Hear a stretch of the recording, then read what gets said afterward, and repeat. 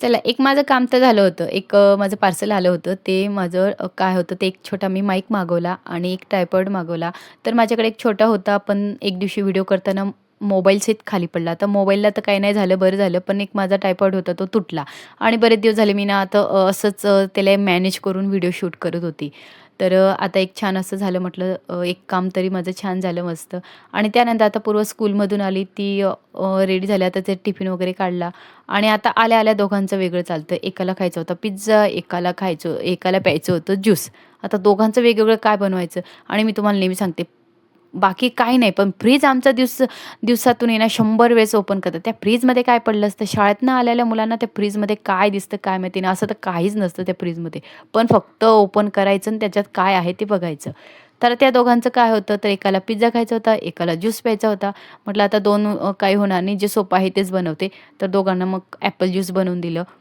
आता या दोघांचं दुपारच्या जेवणात काहीतरी वेगळंच खायला मागतात आणि जे असले की ते नको, दुसरंच काहीतरी बनवायचं, दुसरंच काहीतरी चटपटीत हवं असतं आणि हे रोजचंच चालतं आमचं. तर आता पूर्व स्कूलमधून आले, आता तिला क्लासला सोडायचं होतं. मग त्याच्या आधी तिला ॲपल ज्यूस दिलं. कृष्णा पिला. दोघांचं झालं आणि छान असं मग माझा चहा घेतला. आता संध्याकाळच्या जेवणात पण आहे ना, असंच काहीतरी चमचमीत थोडंसं गोड खायचं होतं. आता गोड खायचं म्हटलं, तर म्हटलं चला आज आहे ना मस्त गोड पुरी बनवूया. आता गोड पुरी कशी तर ते सांगतेच तुम्हाला. त्याच्या आधी हे अळूची पाने ना माझी फ्रीजमध्ये खूप दिवसाची वाट बघत होते. आणून 2-3 दिवस झाले, पण त्याचा काही मुहूर्त लागत नव्हता. म्हटलं आज अळूची वडी पण बनवूया. तर असा काहीतरी वेगवेगळाच जेवणाचा प्लॅन होता. आज अळूची वडी, गोडपुरी, तांदळाची खीर असं वेगवेगळं होतं. पण आणि अळूच्या वड्या पण मस्त बनवून घेतल्या. आता फ्रीजमध्ये ते माझी वाट बघत होती. कधी आम्हाला बाहेर काढते आणि कधी बनवते.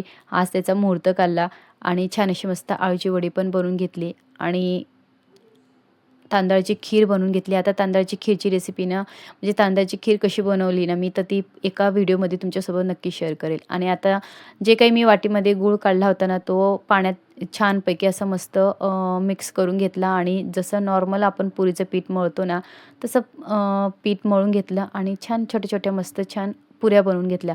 आता ह्या पुऱ्या आहे ना, खायला खूप आपल्या नेहमीच्या म्हणजे खारट पुरीपेक्षा ना, ह्या गोड पुऱ्या इतक्या छान लागतात ना खायला. तर एकदा नक्की बनवून बघा. तर त्यानंतर त्याच तेलमध्ये छान अशी अळूची वडी पण छान झाले होते, ते पण तळून घेतले आणि सर्व जेवण वगैरे आवरलं आणि सगळ्यात शेवटचं काम राहतं ते आपलं सगळ्यांचं भांडे, किचन. कारण हे नाही आवरलं तर सकाळी खूपच राडा होतो. त्यामुळे मी तर रात्री कितीही उशीर झाला पण किचन पूर्णच आवरते. आणि सगळ्यात शेवटचं काम अजून एक राहिलं होतं.